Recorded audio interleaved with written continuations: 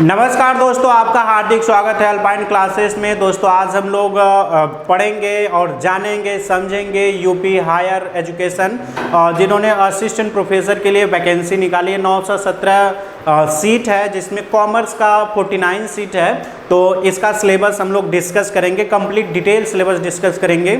और यह सिलेबस आपको अल्पाइन क्लासेस ऑफिशियल टेलीग्राम पे भी अपलोड कर दी जाएगी और साथ में अल्पाइन क्लासेस के नाम से ऐप है, आप वहाँ से भी फ्री स्टडी मटेरियल से डाउनलोड कर सकते हैं। साथ में इसका जो पेड कोर्सेस है उसमें से भी इसको हम सिलेबस को फ्री कर देंगे, आप वहाँ से भी डाउनलोड कर सकते हैं, ठीक है ना। तो आइए हम लोग डिटेल सिलेबस देखते हैं। यहाँ पे आपका है UP Higher Education Service Commission Prayagraj, है ना, जिसको हम लोग शॉर्टकट में क्या बोलते हैं, UPHESC, है ना, UPHESC, ठीक है ना। इसको शॉर्टकट में क्या बोलते हैं, UP Higher Education Service Commission Prayagraj, ठीक है। इसका पूरा सिलेबस है और इसका सब्जेक्ट कोर्स 68 है कॉमर्स में, ठीक है ना। तो ये ध्यान रखिएगा। और आइए डिटेल में अब देखिए, इसका 10 सेक्शन है। 10 सेक्शन में आपका जो फर्स्ट सेक्शन है, तो फर्स्ट सेक्शन में क्या बता रहा है, फर्स्ट सेक्शन के बारे में बता रहा है आपका कि business environment and international business से रिलेटेड क्वेश्चन होते हैं।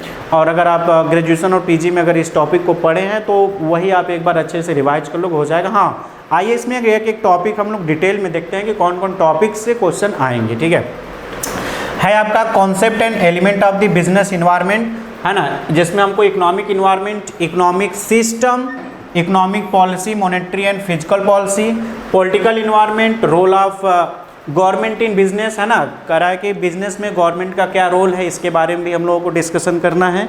और साथ में हम लोग क्या देखेंगे, लीगल इन्वायरमेंट, है ना, लीगल इन्वायरमेंट क्या होते हैं उसके बारे में भी जानना है। साथ में कंज्यूमर प्रोटेक्शन एक्ट 1986 में जो आया था, फेमा 2000 में, और आपका socio culture factors, their influence on business, corporate social responsibility, CSR के बारे में भी समझना है कि हर एक कंपनी जो कि अपने प्रॉफिट का एटलीस्ट 2% CSR डिक्लेयर करती है। पॉलिसी इन्वायरमेंट में हमको लिबरलाइजेशन, प्राइवेटाइजेशन एंड ग्लोबलाइजेशन जो कि 1991 में जो आया था, LPG एरा, जो कि जिसके बाद एकदम से आपका पूरा चेंज हो गया था पूरा सिनारियो, है ना। उसके बाद हम लोग पढ़ेंगे सेकेंड जनरेशन रिफॉर्म, है ना, industrial policy and implementation, industrial growth and structure changes, scope and importance of the international business, है ना, इंटरनेशनल बिजनेस में क्या क्या रूल्स होते हैं, क्या लाइसेंस लेने पड़ते हैं, उन सब के बारे में डिस्कशन है। ग्लोबलाइजेशन एंड इट्स ड्राइवर, है ना, ग्लोबलाइजेशन क्या होता है और ग्लोबलाइजेशन कैसे रन करता है। Modes of entry into international business, है ना, ऐसे कौन कौन से तरीके हैं जिसमें हम इंटरनेशनल बिजनेस में एंट्री करते हैं।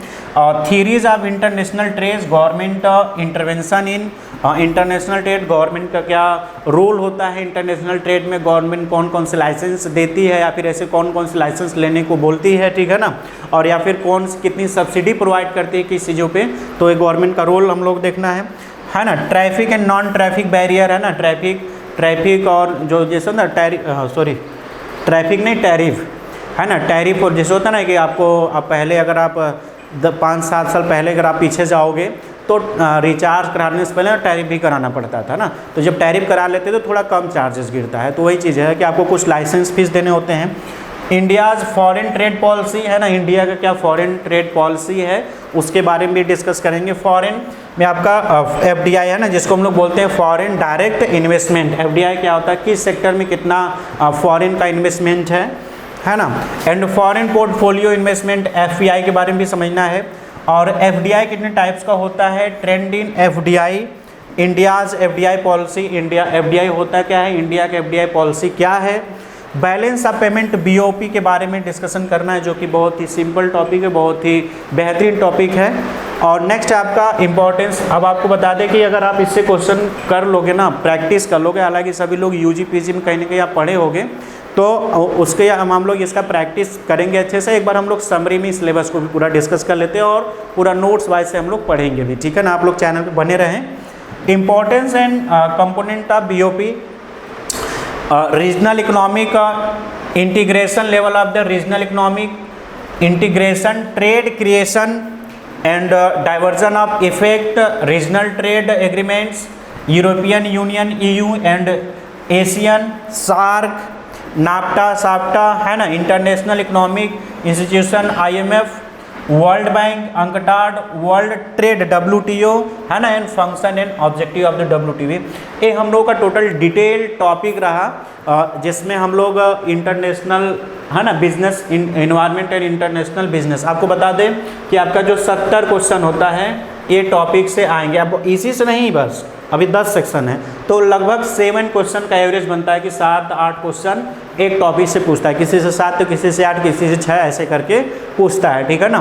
तो ये हम लोग का रहा business environment and international business का टॉपिक। अब नेक्स्ट है आपका जो कि अकाउंटिंग जो कि मैं आपको पूरा कंप्लीट मैं कवर कराऊंगा, और इसमें आपका देखिए, और हम ऐसे लोगों से भी मुलाकात कराएंगे जो यहाँ पे सर्विस दे रहे थे और उनका असिस्टेंट प्रोफेसर में हो गया है ना, जिनका गवर्नमेंट डिग्री कॉलेज में हो गया, वो भी उनका भी इंटरव्यू है, साथ में आपसे भी वो कभी कभी वो गाइड देने के लिए आया करेंगे, ठीक है ना। तो अकाउंटिंग में क्या पढ़ना है दोस्तों, बेसिक अकाउंटिंग है ना, बेसिक अकाउंटिंग के बारे में हम लोगों को डिस्कशन करना है कि अकाउंटिंग पहले बुक कीपिंग क्या है उसके बारे में डिस्कशन करना है, बेसिक अकाउंटिंग के जो टर्मिनोलॉजी है ना, आपका कॉन्सेप्ट, पासुलेट और कन्वेंशन, इन सब के बारे में डिस्कशन करना है कि कॉन्सेप्ट, प्रिंसिपल क्या होता है, प्रिंसिपल एक रिटेन आपका टोटल रूल्स रेगुलेशन गाइडलाइन होता है, कॉन्सेप्ट जो कोई नया आइडियाज़ होते हैं, पासुलेट जो पुरानी प्रथाएं चली जा रही है, ठीक है ना।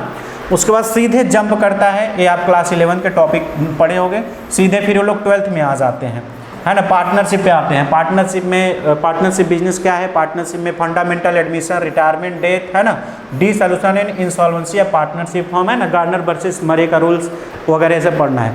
उसके बाद ये आपका फाइनेंशियल अकाउंटिंग था। फिर हम लोग आ जाएंगे कॉर्पोरेट अकाउंटिंग में।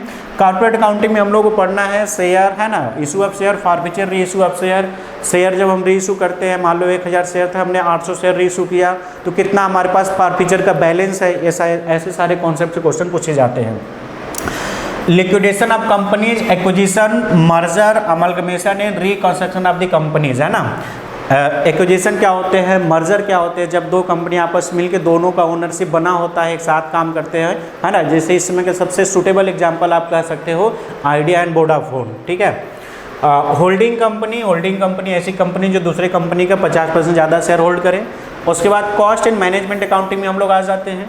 तो कॉस्ट एंड मैनेजमेंट अकाउंटिंग में आपका मार्जिनल कॉस्टिंग, जिसमें हम लोग ब्रेक इवन पॉइंट एनालिसिस है ना, और आपका PB रेशियो वगैरह के बारे में हम लोग डिस्कशन करते हैं, ठीक है ना। ब्रेक इवन पॉइंट निकालते हैं। स्टैंडर्ड कॉस्टिंग, बजटरी कॉस्टिंग है ना, process costing, activity based costing ABC जिसको बोलते हैं, और आपका एक होता है ABC एनालिसिस होता है, उसकी बात नहीं है, ABC एक दूसरा है ना, activity based costing for decision making, life cycle costing, target costing है ना, कैजन कॉस्टिंग एंड JIT है ना, JIT के बारे में पढ़ना है। साथ में आपको फाइनेंशियल स्टेटमेंट एनालिसिस, अब हम लोग आ जाएंगे जब हम पूरा अकाउंटिंग कर लेते हैं तो एनालिसिस करते हैं। जैसे आप पिछली बार एग्जाम दिए थे, जिसमें अगर आपका नहीं हुआ तो आप एनालिसिस करते हो कौन से पॉइंट पे हम वीक थे, ठीक है ना। तो एनालिसिस करेंगे जिसमें हम लोगों को ratio, cash flow, fund flow है ना, कैश फ्लो और HRA है ना, ह्यूमन रिसोर्स अकाउंटिंग, कि आज के समय में इंसान मशीन नहीं है, उसके साथ भी वो इमोशन है, वो सही काम करने के लायक है कि नहीं है, तो उसकी भी अकाउंटिंग की जाती है, जिसको ह्यूमन रिसोर्स अकाउंटिंग बोलते हैं। इन्फ्लेशन अकाउंटिंग है ना, इन्फ्लेशन अकाउंटिंग का मतलब ये होता है कि जो इन्फ्लेटेड रेट है उसको तो हम दिखाते नहीं बुक में, जब तक एक्चुअल में उसको बेचे या तो उसको पेमेंट ना करे। तो इन्फ्लेशन को अगर इंक्लूड करके अकाउंटिंग करेंगे तो क्या इम्पैक्ट होगा। और साथ में environmental accounting, Indian accounting standard and IFRS international है ना, एंड रिस्पॉन्सिबिलिटी अकाउंट, ये आपका टोटल अकाउंटिंग का पार्ट था। इससे भी हम आपको बता दें कि 7 से लेकर 8 क्वेश्चन या आपको 7 से लेकर 10 क्वेश्चन के बीच में पूछे जाते हैं ना, मतलब एक टॉपिक से आपको लगभग ऑन एन एवरेज, मतलब एक पूरा अकाउंटिंग है तो ऑन एन एवरेज 7 से 10 क्वेश्चन पूछे जाते हैं, ठीक है ना। अब हम लोग का नेक्स्ट है आपका कवर करेंगे हम लोग बिजनेस इकोनॉमिक्स। तो बिजनेस इकोनॉमिक्स आप जैसे अगर इसका सिलेबस बड़ा ना, बहुत बड़ा है नहीं, ठीक है, बिकॉज ऑलरेडी आप लोग को बस एक बार अगर के इसका समरी नोट्स मिल जाए, आप रिवीजन को आपको बस करना है और ज़्यादा से ज़्यादा मॉक टेस्ट देना है, ज़्यादा से ज़्यादा इसका प्रीवियस पेपर और प्रैक्टिस करने की ज़रूरत है, ठीक है ना। तो बिजनेस इकोनॉमिक्स आपका है meaning and scope of business economics है ना, बिजनेस इकोनॉमिक्स क्या है, इसके क्या क्या स्कोप हैं, ऑब्जेक्टिव ऑफ बिजनेस इकोनॉमिक्स के क्या ऑब्जेक्टिव है ना। Demand analysis, law of demand है ना, डिमांड में हम लोग पढ़ते हैं कि जब किसी भी चीज़ की प्राइस कम होती है तो उसका मांग बढ़ जाता है, डिमांड बढ़ जाता है। सारे पॉइंट को हम लोग इसमें डिस्कस करेंगे, है ना। इलास्टिसिटी का मतलब होता है उसमें लोच, है ना, उसमें कितना चेंजेज हो रहे हैं, तो कौन सा चेंज होने पे क्या चेंज हो रहा है ना, प्राइस और क्वांटिटी का उसमें डिफरेंस 5 तरीके से होता है ना। And measurement, relationship between AR and MR, है ना, AR और MR के बीच में। और कंज्यूमर बिहेवियर, यूटिलिटी एनालिसिस, है ना, यूटिलिटी क्या होते हैं, इंडिफरेंस कर्व क्या होता है, लॉ ऑफ वेरिएबल प्रोपोर्शन, है ना, लॉ ऑफ रिटर्न, है ना, theory of cost, short run long run cost curve क्या होते हैं, price determination under different market, जो आपका परफेक्ट मार्केट हो गया, है ना, जिसको हम लोग परफेक्ट कंपटीशन बोलते हैं, मोनोपोलिस्टिक बोलते हैं, ठीक है ना, ओलिगोपोली, है ना, मोनोसोनी, मोनोपोली मतलब जो अकेला सेलर हो, मोनोसोनी मतलब अकेला परचेजर हो। तो इन सब के बारे में डिस्कशन करना, साथ में price leadership model, monopoly price discrimination, pricing strategy, pricing skimming, pricing penetration and peak load pricing, ये पूरा डिटेल में हम लोग इसको कवर करेंगे, ठीक है ना। और साथ में अब हम लोगों का नेक्स्ट टॉपिक है बिजनेस फाइनेंस। इससे क्या क्या टॉपिक कवर होगा, ठीक है ना। हालांकि आप वेबसाइट से अब आप इतने बड़े एग्जाम देने जा रहे हो तो सबके पास सिलेबस होगा, बट एक बार अगर हम लोग सिलेबस को एटलीस्ट पढ़ लेते हैं, रीड कर लेते हैं अच्छे से ना, सिलेबस सबके पास होगा, मैं गारंटी देता हूँ, कोई ऐसे ध्यान से देखा नहीं होगा। तो आप सिलेबस एक बार देख लेते हो तो आपको थोड़ा सा आइडिया लग जाता है, हमको बस इतना ही पढ़ना है और उसी से क्वेश्चन भी आता है। सबसे अच्छी बात यह है बिजनेस फाइनेंस में हम लोग क्या देखना है, scope and source of business finance, है ना, इसको बोला जाता है कि it is a life blood of the business, है ना। बिना बिजनेस फाइनेंस का हम लोग बिजनेस नहीं कर सकते। Cost of capital and time value of money, capital structure, leverages हम लोग को पढ़ना है, जिसमें आपका 3 लीवरेजेज होता है, operating, financial and combined leverage कैसे निकालते हैं ना। उसके बाद हम लोगों को EBIT, EPS क्या होता है ना, अर्निंग पर शेयर, इसका एनालिसिस करते हैं। कैपिटल बजटिंग पढ़ते हैं, जिसमें हम लोगों को डिसीजन लेना होता है कि हम लोग अपना मशीन परचेज करें या फिर हम लोग उसको एक्वायर करें या परचेज करें या फिर हम लोग उसको रेंट पे लें। कन्वेंशनल एंड, या फिर हम अपना खुद का कस्टमाइज़ करवाएं। Conventional and scientific technique of capital budgeting, है ना, कौन कौन से, जैसे IRR ऐसे करके, है ना, पे बैक पीरियड वगैरह, इन सब के बारे में डिस्कशन करना है। वर्किंग कैपिटल मैनेजमेंट की, एक बिजनेस में वर्किंग कैपिटल का क्या रिक्वायरमेंट होता है और किस बिजनेस के लिए कितना वर्किंग कैपिटल होना चाहिए। और डिविडेंड डिसीजन, जैसे 3 डिसीजन होते हैं आपके, finance decision, dividend decision and investment decision, इनके बारे में डिटेल पढ़ना है। Theories and policy, risk and return analysis, assets securitization, foreign exchange market, है ना, जिसमें हम लोग को फेमा वगैरह ऑलरेडी पहले बिजनेस में ही पढ़े थे। अब आपको बता दें कुछ ऐसे टॉपिक है जो आप एक बार पढ़ोगे लगभग आपका 5-7 जगह काम आएगा, ठीक है ना। जैसे आप वर्ल्ड ट्रेड ऑर्गेनाइजेशन अगर पढ़ लिए ना तो करंट अफेयर्स में भी पूछ सकता है आपका, है ना, बिजनेस भी पूछ सकता है और मार्केट में भी पूछेगा, फाइनेंस भी पूछेगा। तो कुछ ऐसे टॉपिक जो कि कॉमन होंगे, ठीक है। Exchange rate risk and hedging techniques, international financial market, है ना। अब इंटरनेशनल फाइनेंशियल मार्केट की बात आएगा तो IMF की बात तो जरूर आएगी, ठीक है ना। इंस्ट्रूमेंट, ऐसे कौन कौन से इंस्ट्रूमेंट जो यूज होते हैं इंटरनेशनल, जिसमें SDR ADR वगैरह के बारे में बात करेंगे, है ना। देखो आ गया यूरो करेंसी, GDR, है ना, ADR जो कि ओनली अमेरिका के लिए यूज होता है और GDR अमेरिका को छोड़कर पूरे कंट्री के लिए होता है। इंटरनेशनल आर्बिट्रेज, मल्टीनेशनल कंपनीज और इंटरनेशनल कंपनीज में क्या डिफरेंस होते हैं इसके बारे में समझना है। और मल्टीनेशनल कैपिटल बजटिंग क्या होता है, पोर्टफोलियो मैनेजमेंट और CAPM APT और डेरिवेटिव, और आपका एक होता है आपका पॉट और CPM मॉडल, जो कि आगे हम लोग इसको भी डिस्कशन इसमें करते हैं। तो ये आपका टोटल बिजनेस फाइनेंस का टॉपिक रहा। नेक्स्ट हम लोगों का टॉपिक है business statistics and research methodology, है ना। तो बिजनेस स्टैटिस्टिक्स में आपको क्या क्या पढ़ना है देख लेते हैं एक बार। ए बेसिक आप क्लास 11th में अगर कॉमर्स पढ़े तो भी क्लास 6, 7, 8 में भी पढ़ाया जाता है, मीन मोड मीडियन वगैरह, ठीक है ना। तो कुछ टॉपिक तो आपको एकदम बेसिक का है जो ग्रेजुएशन में है, कुछ टॉपिक का जो PG का है उसको भी बताते हैं अभी। तो मतलब आपका ये देख रहे हो ना कि आपका पूरा नॉलेज है 11 से लेकर PG तक का, अगर अच्छे से, इसीलिए बोलते टीचर ना कि आज पढ़ो बाद में काम आएगा, तो इसीलिए बोलते थे। तो measure of central tendency, measure of dispersion, है ना। देखो अब सेंट्रल टेंडेंसी के बाद सीधा डिस्पर्सन पे आ गया, ठीक है। तो आप देख सकते हो कितना इसका स्टैंडर्ड है। मेजर ऑफ स्क्यूनेस, कोरिलेशन, है ना, रिग्रेशन, 2 वेरिएबल का जो रिग्रेशन करते हैं। एट्रीब्यूट्स, प्रोबेबिलिटी, है ना, जिसमें हम लोग ताश वगैरह को बताते हैं कैसे उसको प्रोबेबिलिटी ली जाती है ना।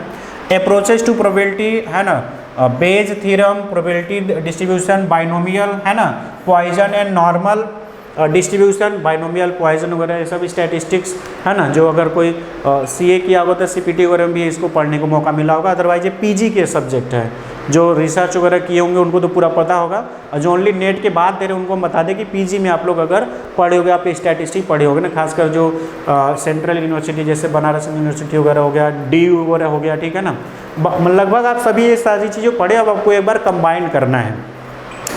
नेक्स्ट आपका है रिसर्च रिलेटेड है। अब concept and types of research design, कहीं ना कहीं अगर आप असिस्टेंट प्रोफेसर बनने जा रहे हो तो रिसर्च मेथोडोलॉजी टॉपिक आप एमकॉम में भी पढ़े होगे, और जो PhD किए हैं तो उनकी तो कोई बात ही नहीं है।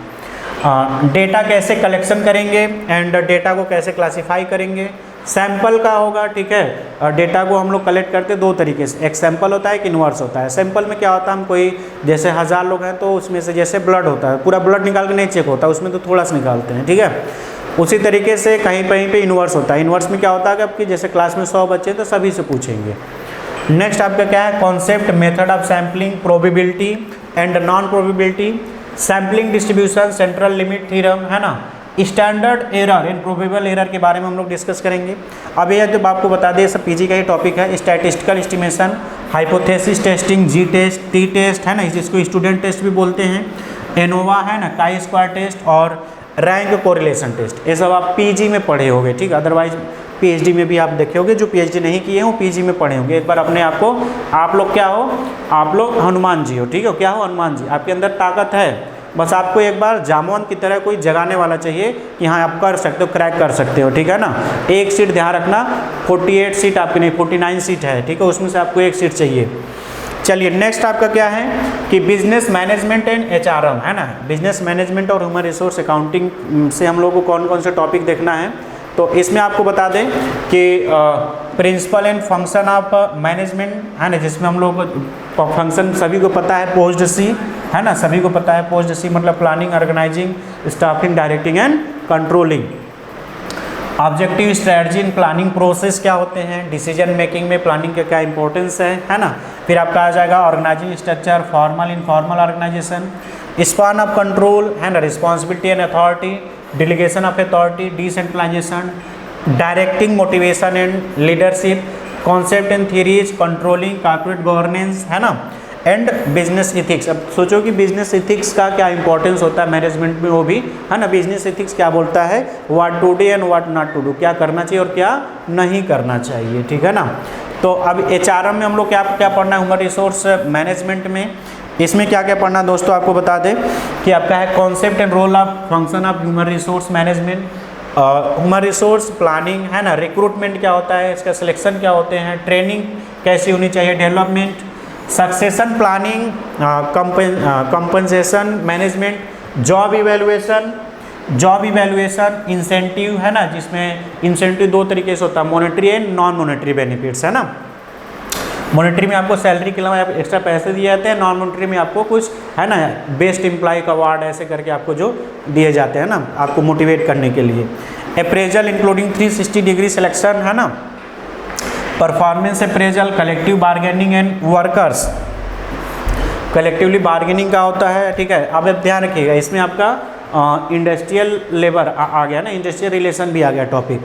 कलेक्टिव बार्गेनिंग का मतलब क्या होता है कि जहाँ पे लेबर के बिहाफ पे सभी लोग, है ना, जो सिलेक्टेड ट्रेड यूनियन होते हैं, जो लेबर के बिहाफ पे सभी लोग क्या करते हैं, अपनी बात को रखते हैं कि कितना सैलरी वगैरह होना चाहिए, ठीक है ना।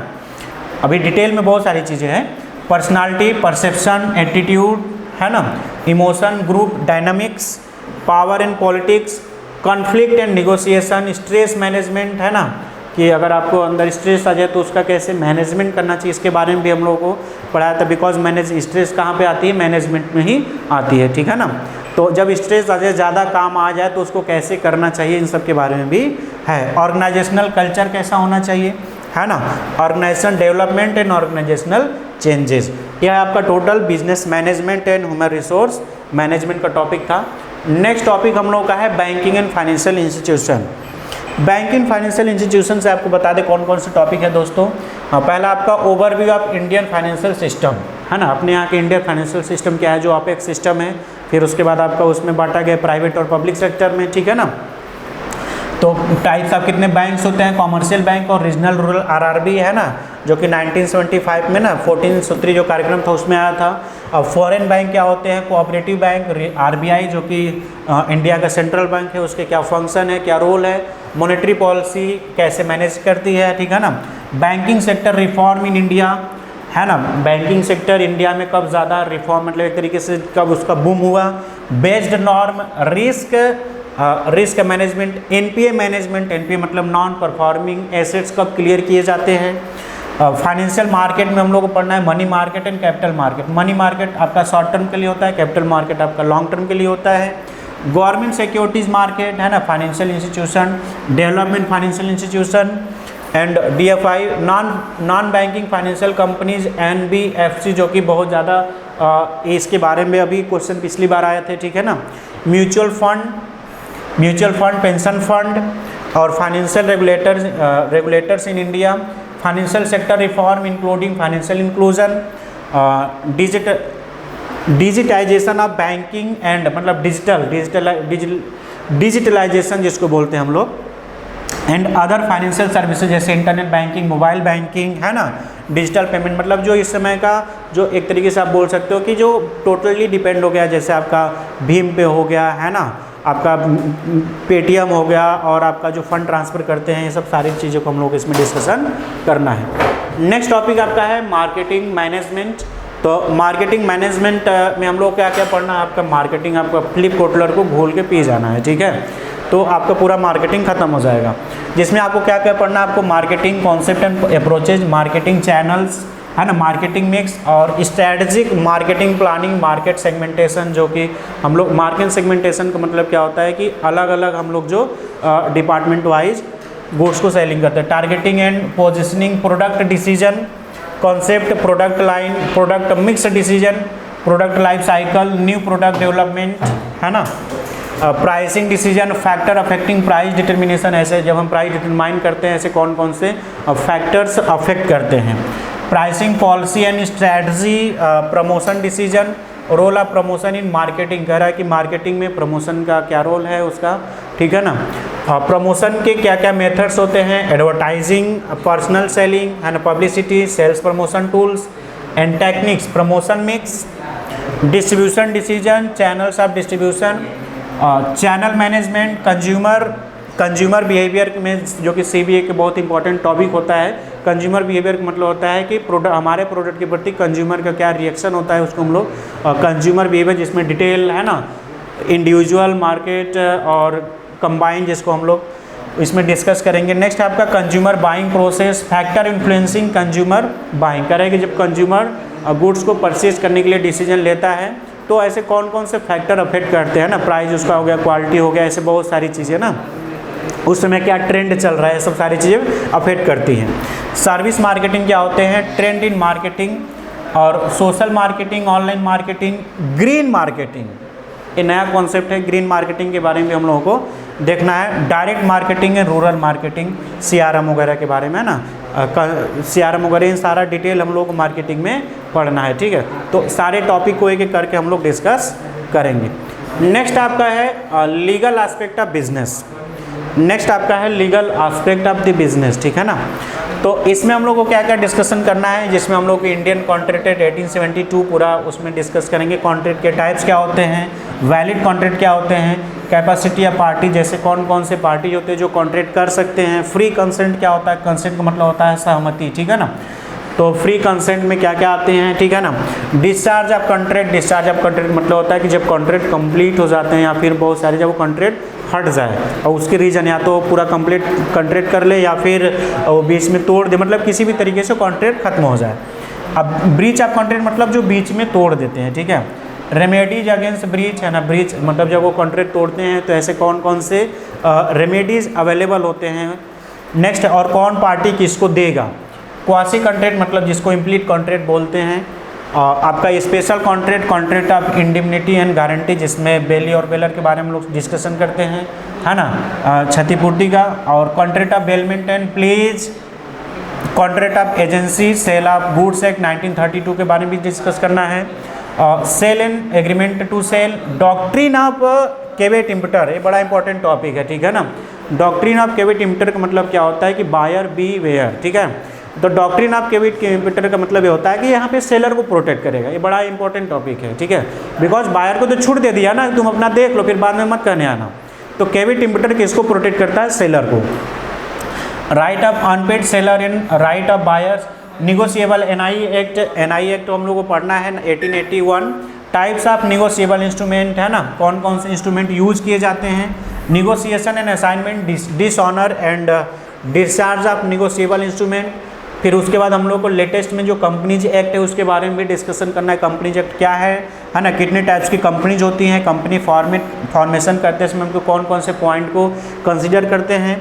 कंपनी का मैनेजमेंट मीटिंग कितने टाइप्स को होते हैं, जिसमें हम लोग AGR और ECR है ना, मतलब आपका एनुअल जनरल मीटिंग वगैरह बारे में डिस्कस करेंगे। जब कंपनी वाइंडिंग अप बंद होती है तो क्या उसके क्या क्या प्रोसीजर होते हैं, तो इन सब के बारे में हम लोग पूरा डिस्कस करेंगे। अभी कंपनीज और कुछ टॉपिक हैं जो कि आपको लीगल से रिलेटेड आते हैं हायर में।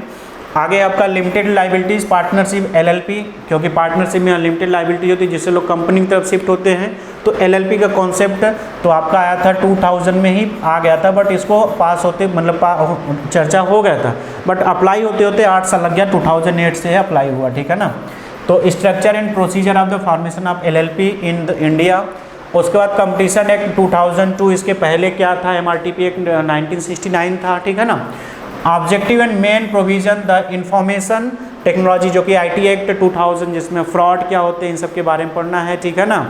और आपका objective and main provision, cyber crime क्या होते हैं, बड़ा बहुत ज़्यादा इसमें चल रहा है, ठीक है ना। आपकी ID बना के आप ही के लोगों से पैसा मांगे जाते हैं, अगर वो पकड़े जाते हैं तो उनकी पेनाल्टी क्या क्या होती है। द RTI एक्ट 2005, इसका प्रियम्बल वगैरह किसने तैयार किया था? केजरीवाल ने तैयार किया था, ठीक है ना। Objective and main provision intellectual property right, IPR क्या होते हैं, पेटेंट्स क्या होते हैं, ट्रेडमार्क क्या होते हैं, कॉपीराइट है ना। Emerging issue in intellectual property, इस समय जो इंटेलेक्चुअल प्रॉपर्टी में क्या क्या इशूज़ होते हैं, है ना। उसके बाद कुछ कॉन्सेप्ट हम लोगों को नया पढ़ना है, जिसमें गुड्स एंड सर्विसेज टैक्स भी पढ़ना है। 2017 में आया था गुड्स एंड सर्विस टैक्स 1 जुलाई को, ठीक है ना। Objective and main provision, benefits of GST के क्या क्या फ़ायदे होते हैं, है ना। उस समय तो बड़े फ़ायदे थे, बट धीरे धीरे क्या हो रहा है, उसका रेट बढ़ता जा रहा है। Implementation and mechanism working of the dual GST, India में क्या है, डुअल GST है, जहाँ पे सेंट्रल और स्टेट दोनों मिलके दोनों टैक्स मर्ज करके अलग से बना है, ठीक है। उसके बाद हम लोग को अलग से जो 10th और लास्ट टॉपिक है, जिसमें हम लोग को इनकम टैक्स पढ़ना है और डिटेल में पढ़ना है इनकम टैक्स। तो इनकम टैक्स में क्या क्या होते हैं आइए देखते हैं कि income tax and corporate tax दोनों पढ़ना हम लोग को, मतलब प्लानिंग कि अगर आपको पैसे टैक्स कम देने हैं तो ऐसे हम क्या क्या प्लानिंग कर सकते हैं। सोचिए चैप्टर हम लोग को पढ़ना है, ठीक है ना। ये बड़ा इंपॉर्टेंट चैप्टर है जो ज़्यादा पैसा कमाते हैं उनके लिए, ठीक है ना। जैसे हमारे यहाँ बताते हैं कि जो टाइप वगैरह करते हैं उनका लाखों रुपये सैलरी है, ठीक है। तो वो लोग हमसे पूछते हैं सर कैसे टैक्स वगैरह बचाएँ, तो उनके लिए स्पेशल है। तो इनकम टैक्स और ये आपके हायर एजुकेशन में भी है, बहुत इंपॉर्टेंट टॉपिक है। तो आप देख लीजिए इसमें क्या क्या पढ़ना है। बेसिक कॉन्सेप्ट रेजिडेंशियल स्टेटस है ना, और टैक्स इंसिडेंस, एग्जेम्प्टेड इनकम और agricultural income, computation of taxable income, जिसमें हम लोग GTI ग्रॉस टोटल इनकम, उसके बाद उसमें से 80C से 80U तक डिडक्शन माइनस करते टोटल इनकम आता है, क्लबिंग ऑफ इनकम, इन सब के बारे में डिटेल डिस्कशन करेंगे, है ना। 5 हेड होते हैं, जिसमें salary, house property, PGBP, capital gain, other sources. Deduction आपका है, डिडक्शन में 80C से और 80U तक के बारे में हम लोग को डिस्कशन करना है। असेसमेंट क्या होता है, क्लबिंग ऑफ इनकम, किसका इनकम किस में क्लब कर सकते हैं, ये सब आप इनकम टैक्स का पार्ट था। अब हम पढ़ेंगे कॉर्पोरेट टैक्स। कॉर्पोरेट टैक्स में क्या क्या है, कॉर्पोरेट टैक्स प्लानिंग में कि concept and significance of corporate tax planning, tax avoidance versus tax evasion. Tax avoidance और टैक्स इवेजन क्या होता है? टैक्स इवेजन का मतलब होता है चोरी, है ना, मतलब आप खर्चे कम ज़्यादा दिखा दे रहे हो, इनकम कम दिखा रहे हो, सारी चीज़ें। और टैक्स अवॉइडेंस मतलब टैक्स आप अवॉइड करते हो, और एक होता है आपका टैक्स प्लानिंग, आपको उसमें डिटेल बताएंगे कि किस में आप कौन लीगल होता है कौन इलीगल होता है, ठीक है। तो टैक्स इवेजन आपका इलीगल होता है, इस चीज़ को ध्यान रखिएगा। Technique of corporate tax planning, tax consideration in specific business situation, make और बाय डिसीजन, है ना, मतलब कह रहा है कि जब हम कब बनाएंगे और कब खरीदेंगे, ये सारे डिसीजन हमको जब लेना पड़ता है। तो ओन या release on the assets, retain, renewal और replacement of the assets, shut down और कंटिन्यू ऑपरेशन, बिजनेस बंद करे कि कंटिन्यू करे, ऐसा जो सिचुएशन आता है तो डिसीजन लेने पड़ते हैं। Deduction and collection of the tax at source है ना, जिसको हम लोग TDS बोलते हैं और TCS बोलते हैं। और साथ में आपका एडवांस पेमेंट ऑफ टैक्स और ई फाइलिंग, जिसमें हम लोग इनकम टैक्स रिटर्न ITR भी बोलते हैं ना, जो सेक्शन 139 सब सेक्शन 1 में ये सारा डिस्कशन था, ठीक है ना। तो ये बता दें कि जो वीडियो देख रहा है वो आपका असिस्टेंट प्रोफेसर बनने वाले हैं, तो आप सभी लोग को बता दें कि अल्पाइन क्लासेस ऐप आप डाउनलोड कर लीजिए। साथ में अल्पाइन क्लासेस ऑफिशियल के नाम से टेलीग्राम भी है, आप वहाँ पे ज्वाइन कर लीजिए, जहाँ पे हम आपको प्रीवियस ईयर का पेपर, बहुत सारे MCQ फ्री में देते हैं।